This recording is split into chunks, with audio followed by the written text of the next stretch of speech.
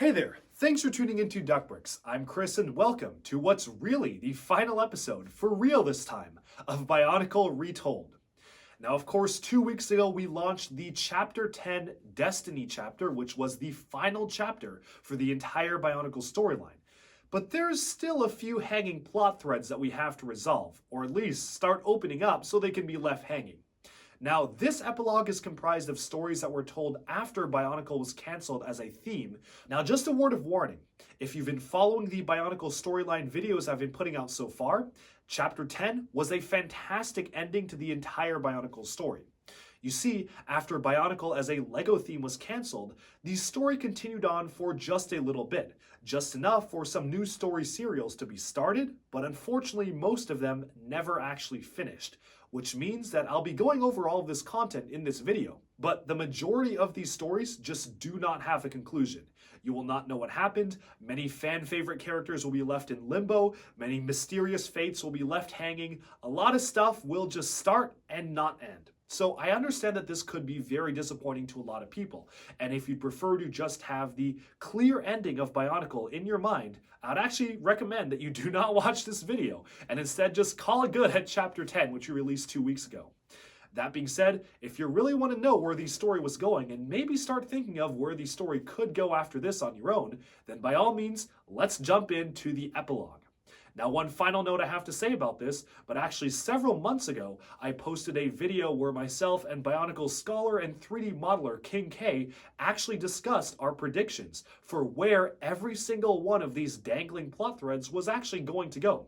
So if you want to hear our thoughts on how we thought the story might have ended up, then definitely go check out this video, What If Bionicle G1 Never Ended, linked in the description below.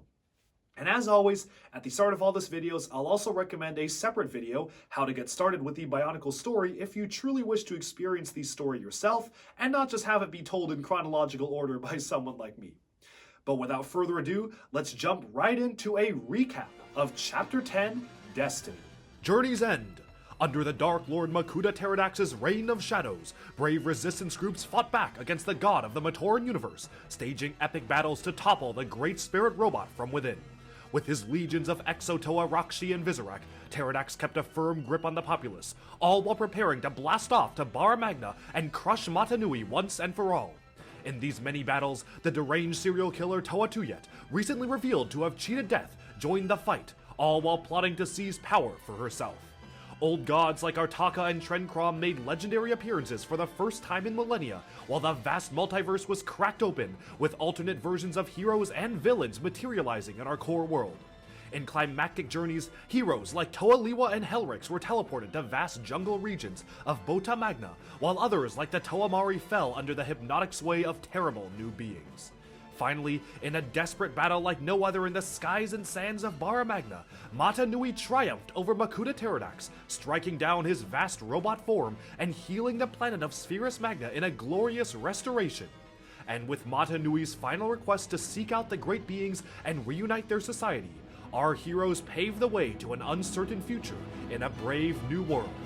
This is Bionicle Retold.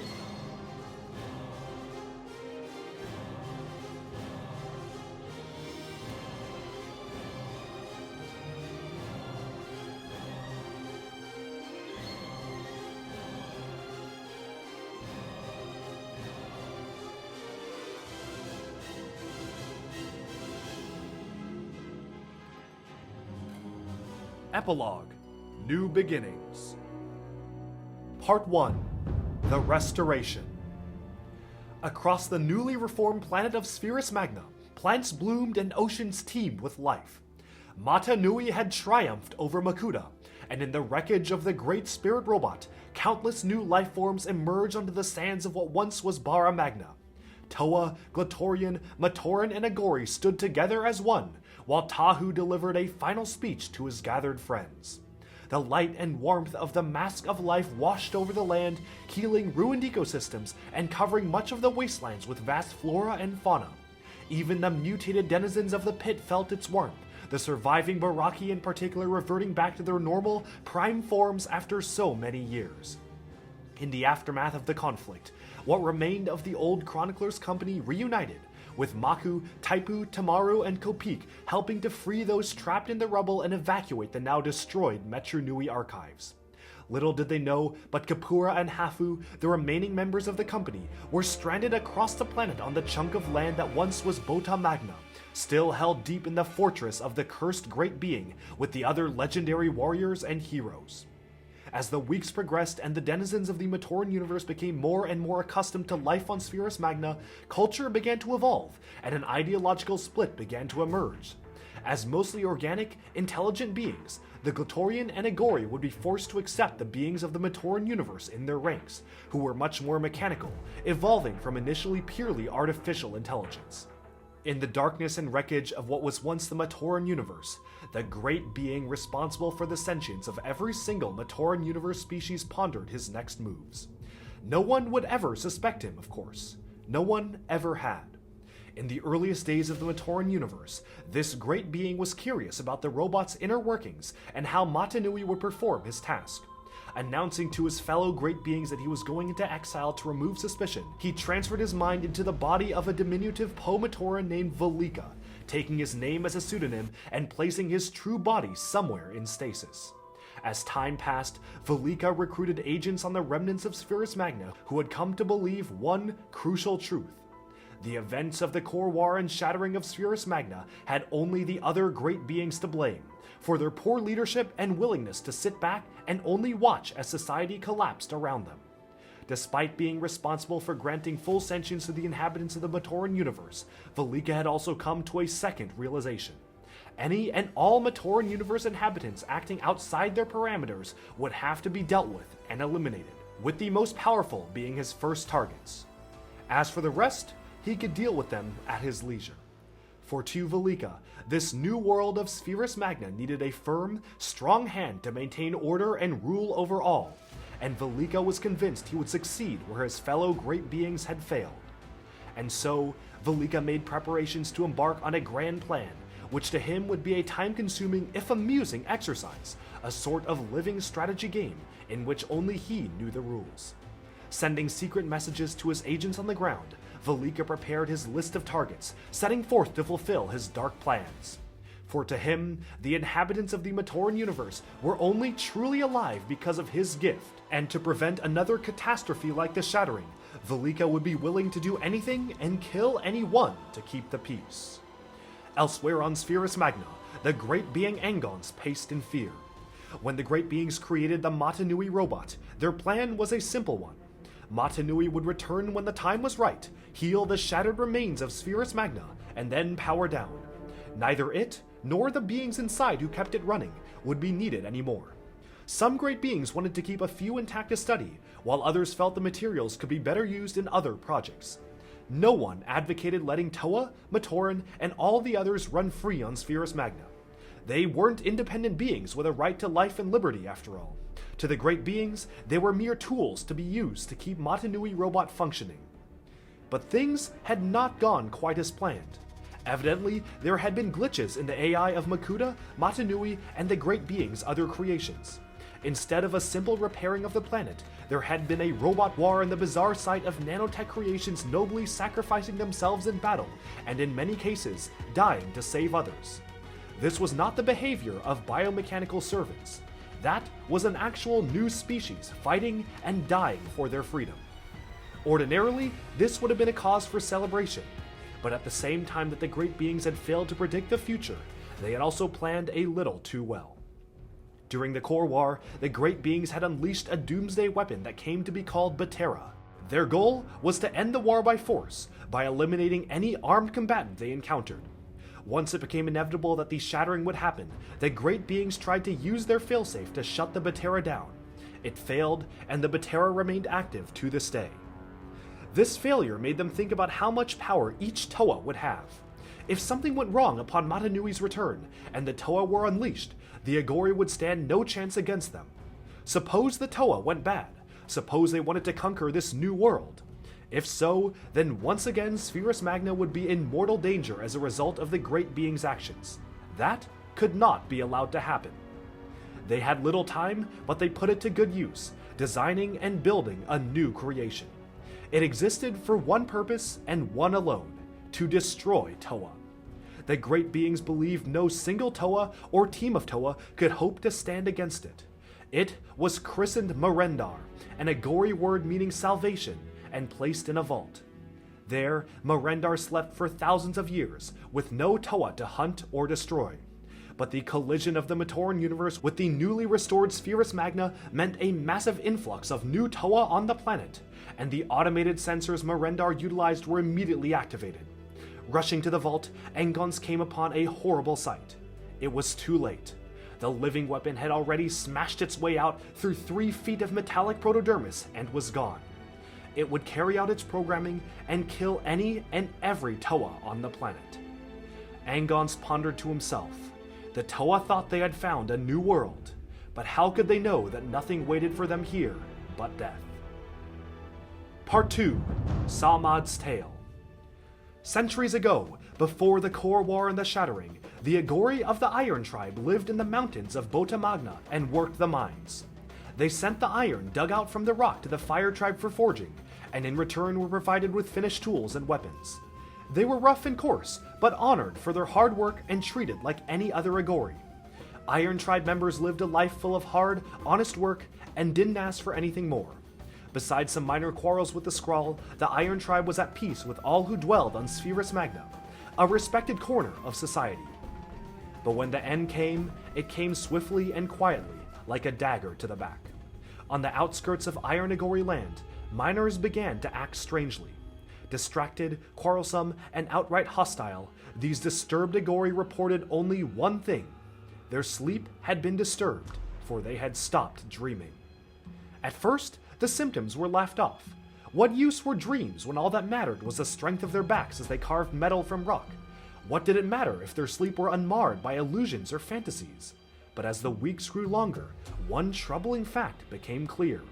If you can't dream, your waking life becomes the nightmare. The affected miners went from irritable to violent in short order, and from violent to mad.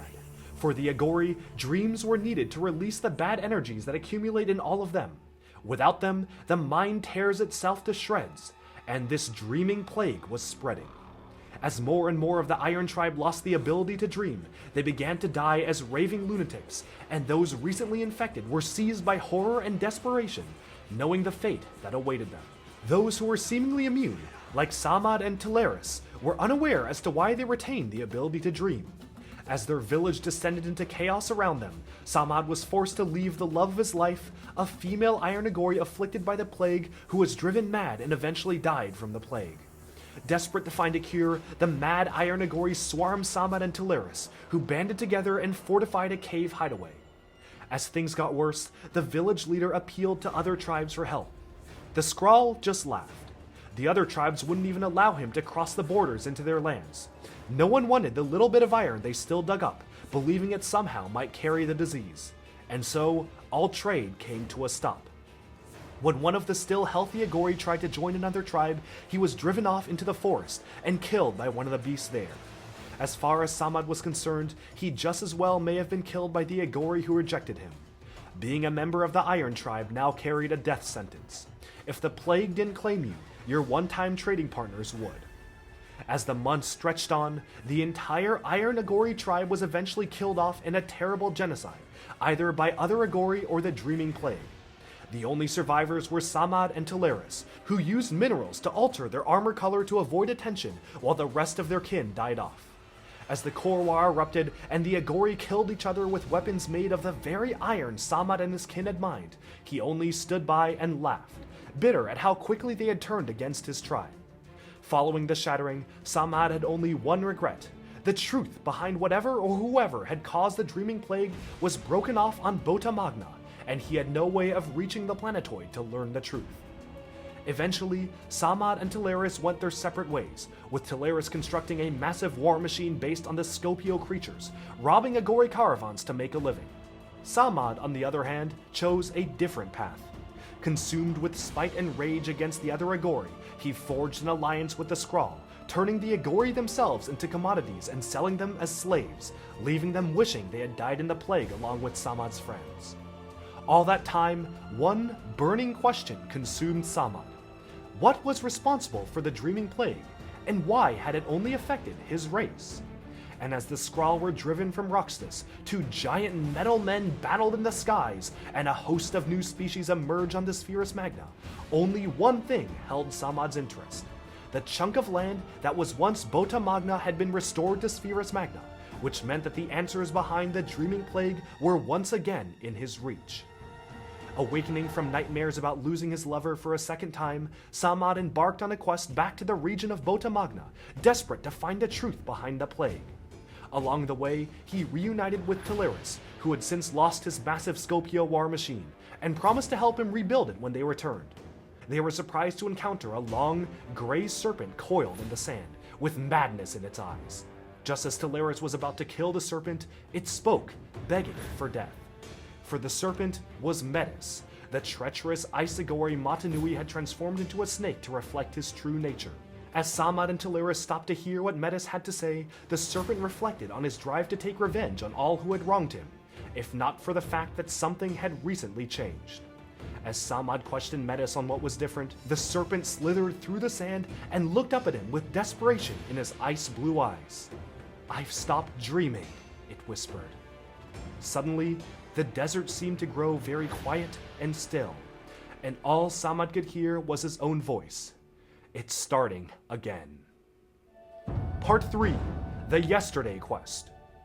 As Samad, Teleris, and Metis sought answers to the Dreaming Plague and Merendar awakened from its slumber, the Toa Nuva were absorbed in their next quest, fulfill the final task of Matanui, and seek out the Great Beings.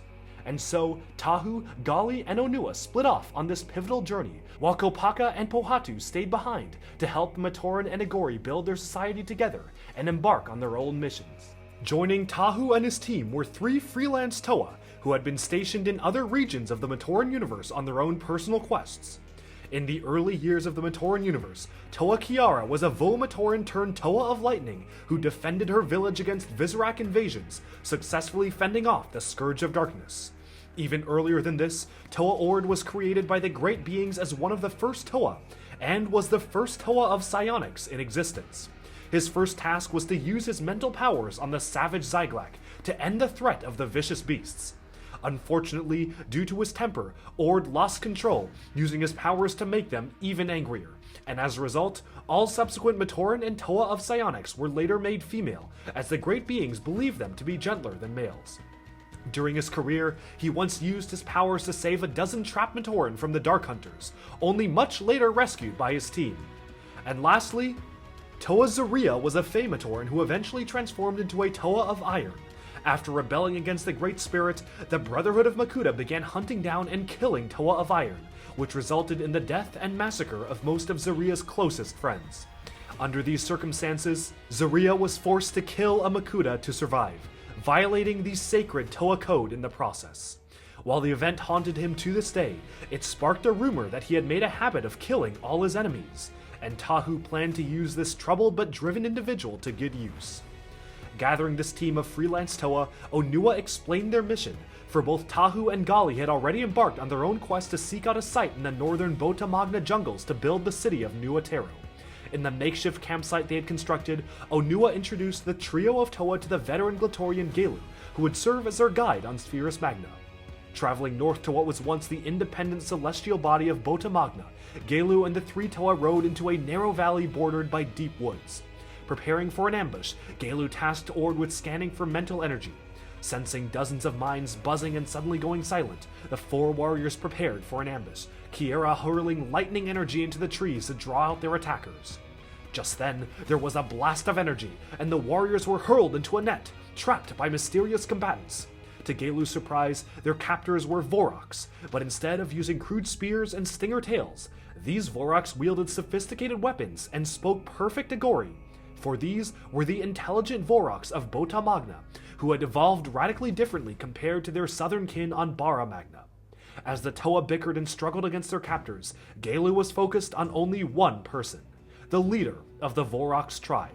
Introducing himself as Kabrua, the chief Voroks explained how they had evolved differently, thriving on Bota Magna. Unforgiving of how his Voroks kin were treated on Bara Magna, Kabrua devised a cruel plot. Hunt Gelu, Ord, Kiara, and Zaria just as the Voroks were hunted on Bara Magna, as revenge for the atrocities committed to their race. And as the 4 prisoners were led away, Gelu came to a crucial realization. There was no way that Cabrua would have known anything about the Bara Magna Vorox, nor did he possess the knowledge or intellect to create such sophisticated technology, unless he was working with a great being. Little did Gelu know, but Cabrua was one of Velika's secret agents, and fully committed to his cause. The next morning, the warriors were released into the forest, hunted by Vorox. Setting up an ambush in the jungle, Gelu and Ord split off from the group, sending Kiara and Zaria to act as bait as they prepared to ambush the Vorox. But to their horror, none of their elemental powers were working. Laughing in victory, Cabrua explained that he knew the secret to shut off the power of Atoa, only further cementing Gelu's suspicions that he served a great being. And as Gelu and Ord fled the scene, they realized that Cabrua's power dampeners only worked in a short radius, and Ord's psionic powers were quickly flooding back to him. And as he rushed through the jungles of Botamagna, scanning the minds of beings around them, he stopped in shock and horror. In brief flashes, Ord had scanned the mind of Cabrua, who knew of Velika's dark plans. One of the beings from his universe, one who was on Spherus Magna now, was really a great being, living among the Matoran all this time, hidden, fooling them all. In horror, Ord explained that this mysterious great being had waited over 100,000 years to return to Spherus Magna, concealed in another body, and his dark plans for their world must be stopped if there was still time. Part 4. The Powers That Be. While Velika began to set his grand plan into motion, and the team of Toa encountered trouble in the jungles of Botamagna, Toa Kopaka traveled across the lands, gaining information on his new environment and acting as scout for the rest of the Matoran universe beings. Over his journeys, he had come across a band of barbaric Skakti, trailed by a seemingly subservient team of Toa Mari on a journey across Bara Magna. Leading this bizarre entourage was a massive, golden-skinned being, the combination of all 6 Paraka with other life forms. As Kopaka watched, the golden-skinned being generated a massive castle with just a wave of his hand, materializing the fortress from thin air. Rushing back to camp to warn the others, Kopaka came across Toagaki, who offered the help of the Toahaga in seeking out this dangerous new life form. Promising the Toahaga would scout out the situation and report back, Gaki and the others left Kopaka in the village, who reunited with Pohatu, assisting the villagers with salvage missions and creating cooling shelters for those laboring in what was left of the Bara Magna desert. Just then, Kopaka and Pohatu were accosted by Toa Lezovic, who was consumed with rage and guilt.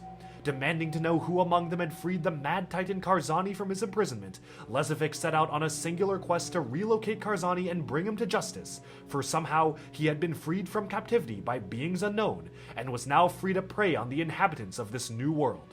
While Kopaka suggested a search party, Lezovic refused, and left to search for Karzani on his own.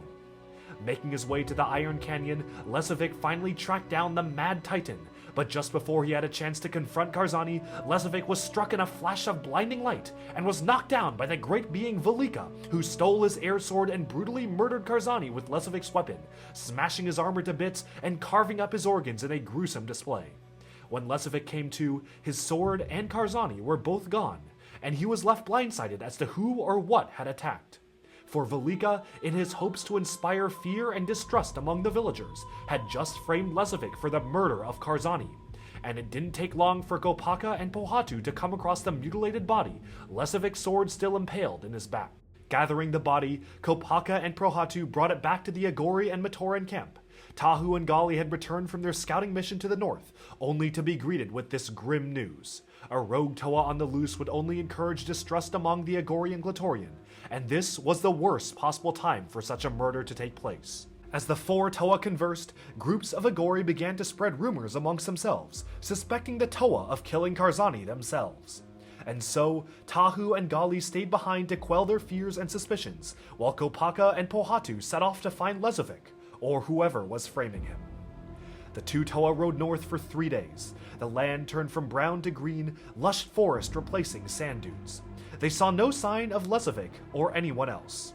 More than once, Pohatu wondered aloud what had happened to Liwa, but Liwa had vanished before the defeat of Makuta and had not been seen since. as Kopaka and Pohatu began to argue over who the true killer was and why exactly Karzani had been killed, they were interrupted by movement up ahead. A scream rippled through their minds, one made up of pure agony and something more, complete shock. The mental cry was so powerful both Toa fell from their mounts, hands covering their audio receptors. That did no good. This scream wasn't a physical one, but a telepathic one, and it brought with it flashes of imagery neither Toa would ever forget. When it finally subsided, Kopaka was the first to his feet. Before Pohatu could stop him, he ran for the woods, and when the Toa of Stone caught up to Kopaka, he found him standing over what looked like a piece of scarlet gelatin. Pohatu glanced around and saw that similar objects covered the ground for hundreds of yards. For these were the chopped up pieces of Tren Krom, who had seemingly been transported to Bota Magna just to be brutally murdered in another twisted display for all to see. Someone or something had reduced him to pieces in an instant and left no obvious clues behind. And while there were now 2 high-profile murders to solve, Kopaka was rattled by something else. Out of all the images thrust into his mind by Tren Krom's throes of death, one stood out among the rest: the enigmatic Red Star. Before Kopaka and Pohatu had a chance to process this revelation, they were interrupted by a grotesque being who had been lurking in the trees. A strange, multi-limbed and winged life form who called himself Gardus. Years ago, Gardus had once been a Matoran. Then, a group of Ninra ghosts pushed their experiments too far. Moving to scientific tests on other living beings, these now exiled Ninra ghosts took Gardus and subjugated him to horrific tests and mutations in a quest to make the perfect weapon. Imbuing him with powerful teleportation abilities, the Ninra ghosts constructed Gardus to wield a powerful skill. Any place he had been to before, he could instantly teleport himself and others to. But Gardus escaped, hunting them down one by one until none of them were left. Remaining in his village in anticipation for the Ninra ghost to be returned following the repairs in the Red Star, Gardus lurked for years, operating under a single drive to brutally kill those who had mutilated him again and again, for all eternity. For Gardus knew the true secret of the Red Star and its proper function in the Matoran universe.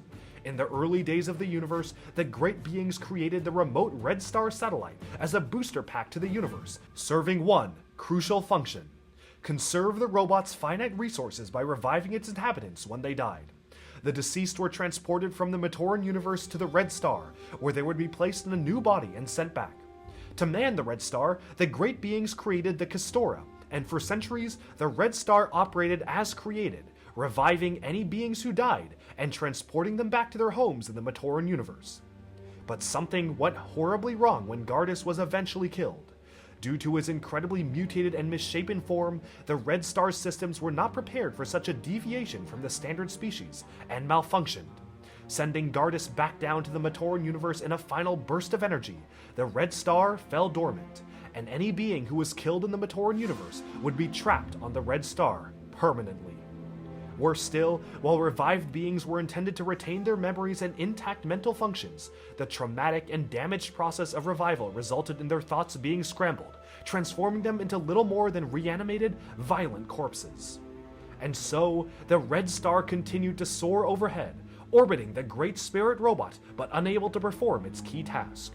When Makuta Pterodax flew the robot to Bara Magna, and Mata Nui restored the planet, the Red Star still circled overhead, enigmatic and out of reach. With the robot destroyed, the Red Star would not be summoned into use again. And yet, it still hung among the true stars, waiting for a call that would never come. Meanwhile, Gardus had sought to make a peaceful life in isolation on Spherus Magna, escaping the Matoran universe only to witness Tren Krom materialize before him in an instant and be murdered by something moving faster than his eye could see.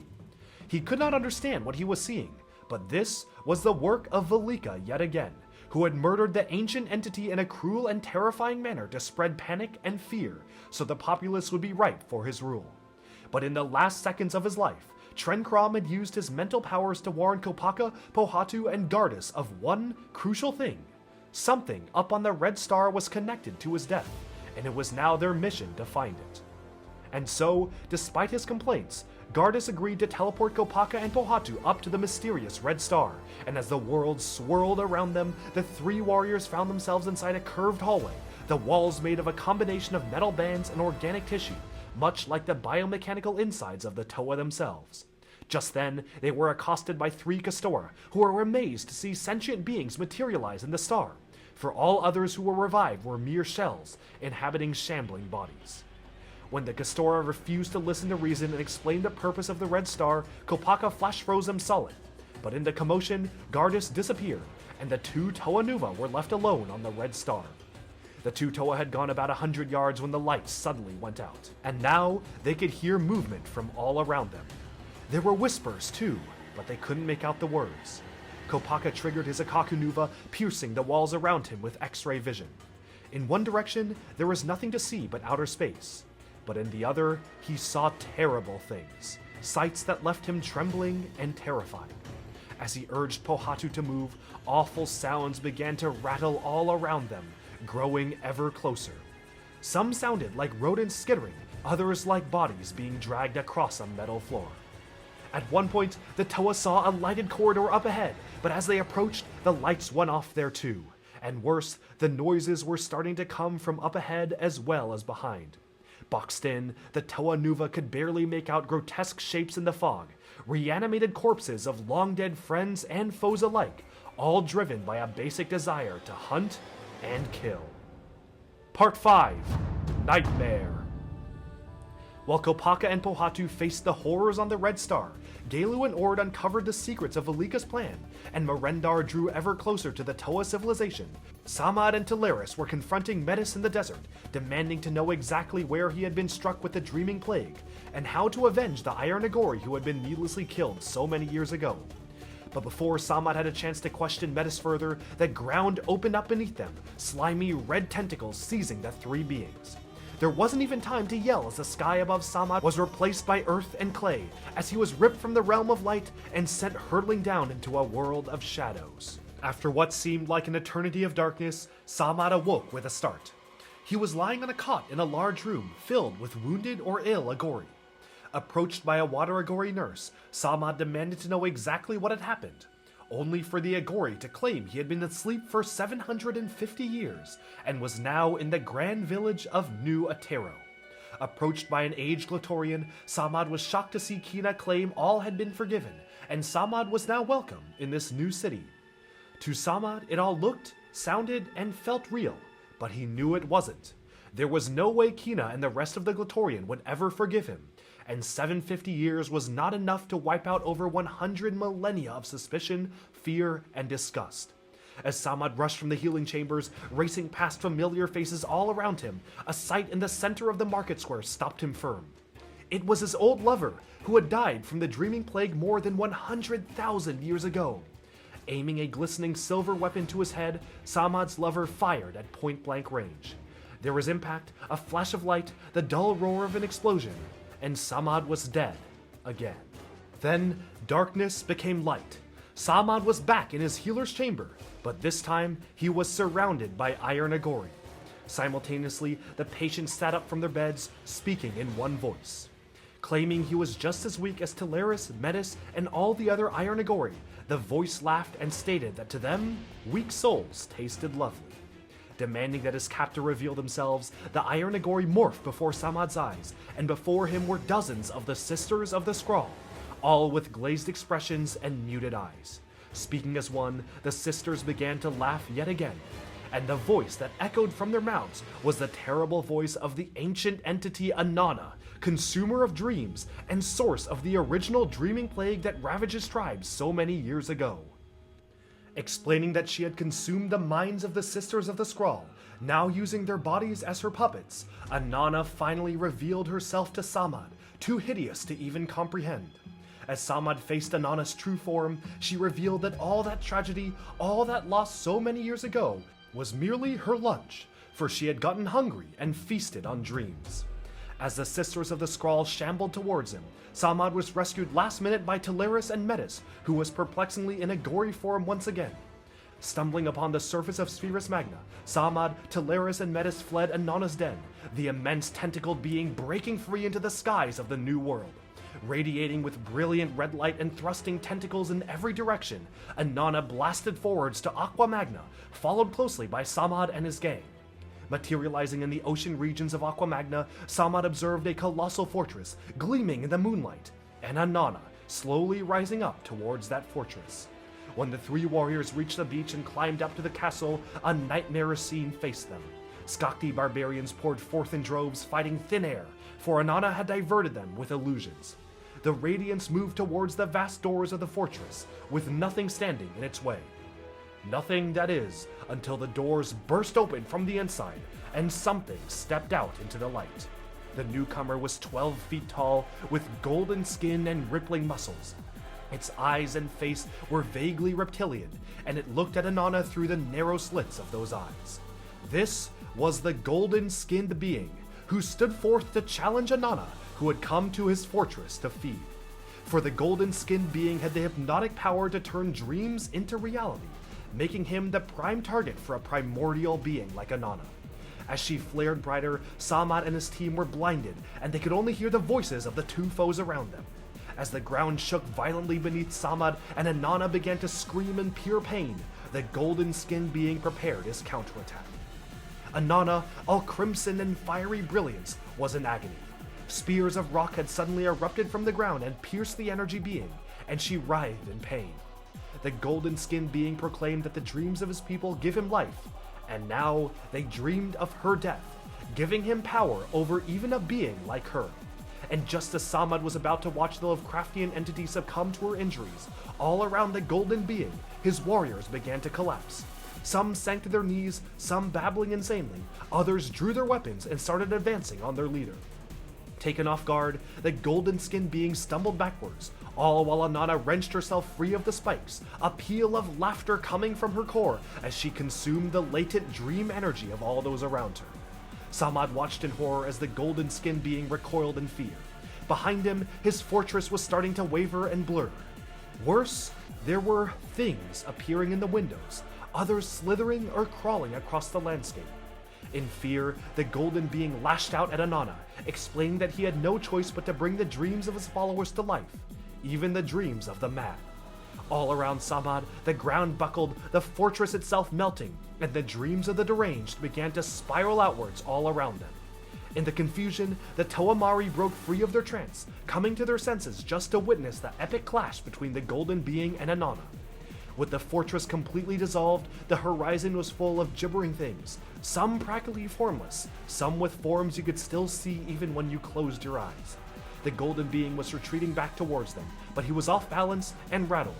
It was going to be over in a matter of minutes. At that moment, Teleris snapped.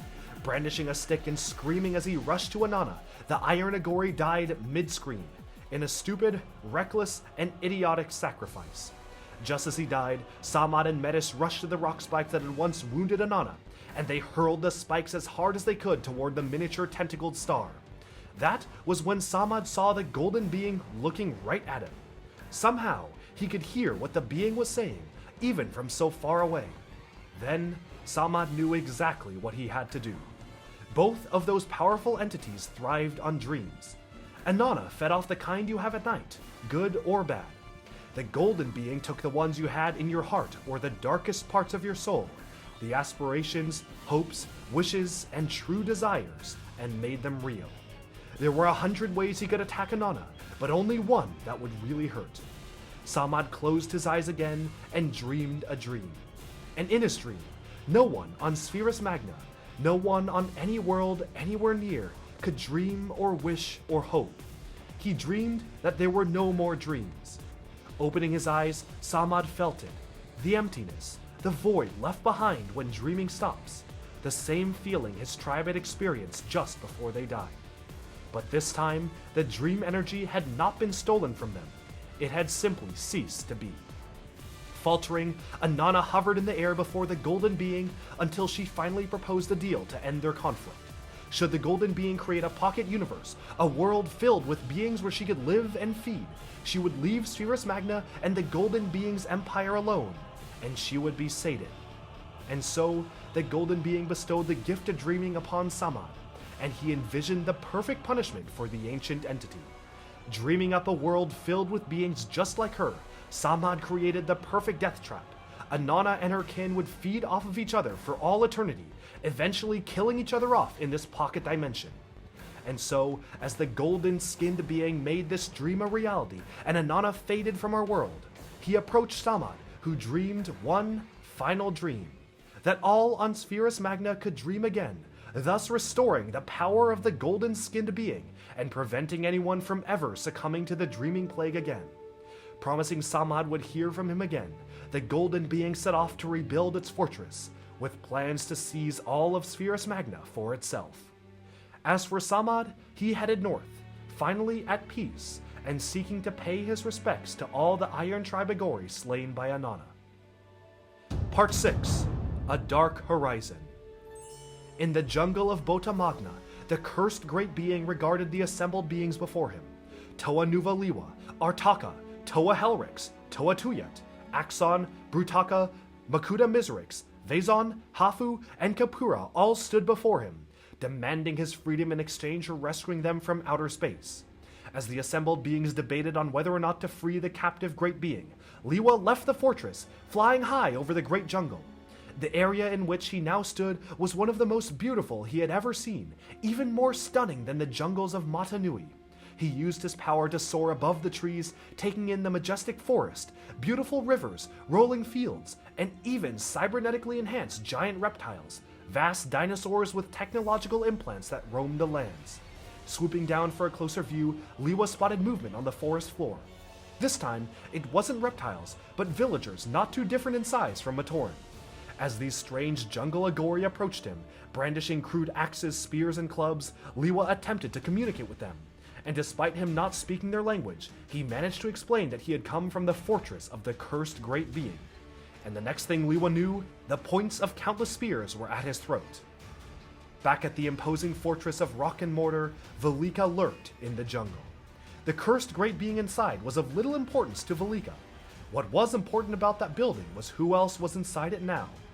Axon, Brutaka, and Toa Helrix, veteran warriors. Makuta Mizrix, with all the power his title implied. Artaka, wearer of the Mask of Creation. Toa Tuyat, who was mightier than all the others knew. And Vezon, gifted with the ability to move through dimensions the way others move through air. So many beings of power, all in one spot, an alluring target for Velika's plans. So far, he had killed Trenkrom and Karzani, one a madman, the other a gelatinous mass of hot air.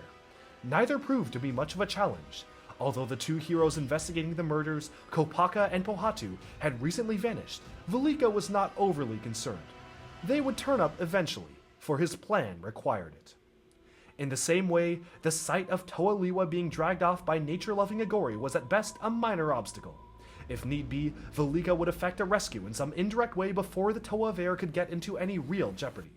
For of course, the Toa Mata were far too important to have their lives sacrificed needlessly. Velika planned to kill them eventually, of course, but it would be at a time of his own choosing. But now, fate seemed to have altered his circumstances. So many of his targets, all in the same place, offered the opportunity to accelerate his timetable, and it was much too good of an opportunity for Velika to miss. Preparing an explosive device to render the fortress and its inhabitants dust, Velika looked upon his work and pronounced it good. Humming to himself, he began to carve a memorial marker for all those about to die. Back on the Red Star, Kopaka and Pohatu were surrounded by reanimated corpses, desperate for a way out, only to be rescued by a mysterious figure pushed into a deserted, hidden room. In the darkness, they were brought face to face with the Onu Matoran Mavra, who had aided the Toa Metru so many years ago back on Metru Nui before facing a tragic end, massacred by Wild Rahi he had once loved. Somehow, Mavra had made his way onto the Red Star despite being killed, and offered to unlock many more secrets within. And with the Toa Nuva scattered and in danger, the Toa Mari still barely reeling from the control of the Golden Being, and powerful new threats on the horizon, thus ends this biological chronicle, with the story cut off just as major new developments arose. All journeys must come to an end, but to our heroes, their trials and conflicts were only the beginning. True, Mata Nui had defeated Pterodax and created a brave new world, but with this world came conflict, death, and turmoil. one that would require the might and wisdom of every hero to pave a path forwards. And while we may never know how the story would truly have ended, the Chronicle lives on with all of you. And now it's up to the fans to keep the flame alive and venture forwards into our own brave new dawn. For this was the legend of the Bionicle. And thus wraps up this epic tale of Bionicle Retold. A prologue, 10 chapters, and now an epilogue, all summarized in this final video. Okay, and with those several dangling story threads in the story left pretty much unknown, we've finally wrapped up the entirety of the Bionicle storyline. This was 10 years worth of content, 10 years worth of stories, and hundreds of different characters, all who had an important role to play in the Bionicle universe. But if you want to find out what Velika was up to, well, unfortunately, that's probably going to have to be left up to your imagination, because the chances of the Bionicle storyline getting wrapped up over 10 years after it was canceled is pretty slim. But don't worry, because there's still a ton of fan projects. If you still want to continue the Bionicle storyline, there's a lot of ways to jump right in and get involved. Of course, the Bionicle storyline is visually expanding. Right now, the TTV canonization contests are ongoing, which is a very exciting thing for myself and many other Bionicle fans, who get to finally see some of the characters, many of which I mentioned throughout the story but didn't have official images of their own, finally get realized in Bionicle canon and approved by the writer of Bionicle. Stuff like the Toahaga, who were just recently in the process of being canonized, actually played major roles throughout the entire story. So it's really awesome to see the community continue to unite and create both canon builds and canon artwork for many of these characters who we never actually got visual depictions of before.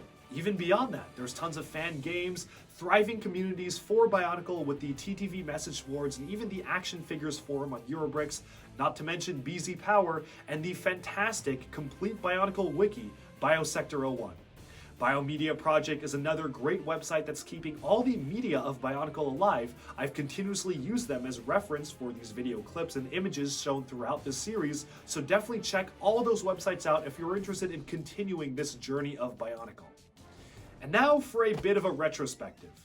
I started this journey back in May of this year, and I honestly did not anticipate it would be this much work to tell the entire Bionicle story. This was really just weeks and weeks of hard work writing the script, editing the videos, and producing them, scoring it, giving each character a unique and recognizable and consistent soundtrack from the many different sources of LEGO music, but also a ton of different other music sources as well, so it was a pretty monumental task.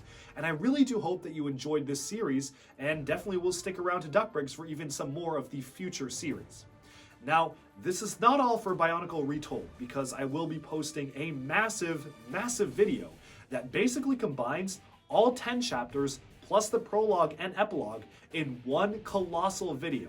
Not really going to be anything new there, I'm just going to be taking the videos and slotting them in order, but if you do want to see that without all the recaps and extra stuff at the beginning and end, I will be posting that video very soon. It's probably going to be the longest video I'll ever post on this channel, but I do hope that you enjoy this. And what's more, I've made the entire script for this entire series of Bionicle Retold available in the link down below, as a full script for you to read and enjoy on your own, should you want to actually read and see some of the effort that went into scripting out this series. For the most part, I stuck pretty closely to that script, so you can actually see it as a form of subtitles for the rest of the videos. It's over 100 pages long, it's a pretty monumental draft, but if you want to check it out, it's there for you to enjoy. But with that, we have wrapped up this amazing journey of Bionicle Retold. These are easily the videos that I've worked the hardest on for this entire channel. I've poured a lot of passion and love for the Bionicle storyline into these, and I really do hope that you enjoy. So what's next for regular series after this? So I probably won't start something this monumental for a little bit, especially as I've restarted my senior year of college and do want to focus a little bit on that before going off into the workforce, but I probably will be doing, depending on popular demand, a similar series like this for some other story-based LEGO themes. Be it Nexo Knights, Chima, Ninjago, or even Galador. If people want to see more recaps like this, let me know down in the comments below, and I'll be sure to figure out which ones are the most popular and see if there's any chance for doing a recap series like this in the future. And so with that, I'll leave you to it, and thank you all so much for tuning into Duckbricks. Be sure to subscribe and like these videos if you liked them, and thank you all again for tuning in. I'll talk to you again very soon. Bye-bye for now.